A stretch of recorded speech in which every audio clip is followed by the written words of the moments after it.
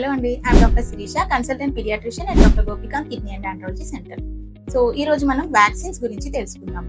పిల్లలకి కొన్ని రకాల ఇన్ఫెక్షన్స్ రాకుండా ఉండడానికి వ్యాక్సిన్స్ ఇవ్వమని చెప్తాము. సో అలాంటి కొన్ని వ్యాక్సిన్స్ లో గవర్నమెంట్ ఇచ్చేటి కాకుండా పిల్లలకి కొన్ని ఇన్ఫెక్షన్స్ రాకుండా ఉండడానికి ఇండియన్ అకాడమీ ఆఫ్ పీడియాట్రిక్స్ వాళ్ళు కొన్ని వ్యాక్సిన్స్ షెడ్యూల్ అనేది తయారు చేశారు. సో అందులో ఒకటి ఇన్ఫ్లుయెన్జా వ్యాక్సిన్. సో 6 నెలలు దాటిన పిల్లలకి ఇన్ఫ్లుయెన్జా వ్యాక్సిన్ అనేది ఇస్తే మాటికి కోల్డ్, కాఫ్, ఇన్ఫెక్షన్స్ రాకుండా అది సివియర్ అయిపోయి నిమోనియా లాగా కాకుండా ఉండడానికి ఫ్లూ వ్యాక్సిన్ అనేది తీసుకోవాలి.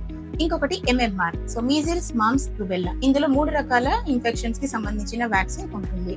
ఇంకొకటి ఏంటి అంటే మనకి 1 ఇయర్ అయిపోయిన పిల్లలకి హెపటైటిస్ A వ్యాక్సిన్ అంటాము. అదేంటి అంటే హెపటైటిస్ ఇన్ఫెక్షన్ వచ్చి లివర్ పాడవకుండా ఉండడానికి ఇవ్వాలి.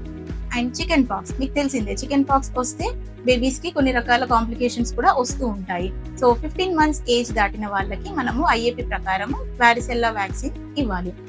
అండ్ సర్వైకల్ క్యాన్సర్ అనేది ఇప్పుడు పబ్లిక్ లో చాలా ఎక్కువ అయిపోయింది. సో మీ పిల్లల్ని ఇప్పటి నుంచి సర్వైకల్ క్యాన్సర్ రాకుండా ఉండడానికి వ్యాక్సిన్ అనేది 9 ఇయర్స్ తర్వాత వాళ్ళ నుంచి రికమెండెడ్ గా ఉంటుంది. సో ఈ వ్యాక్సిన్స్ మీరు కావాలి అని అనుకుంటే మీ నియరెస్ట్ పీడియాట్రిషియన్ ని కన్సల్ట్ అవ్వండి.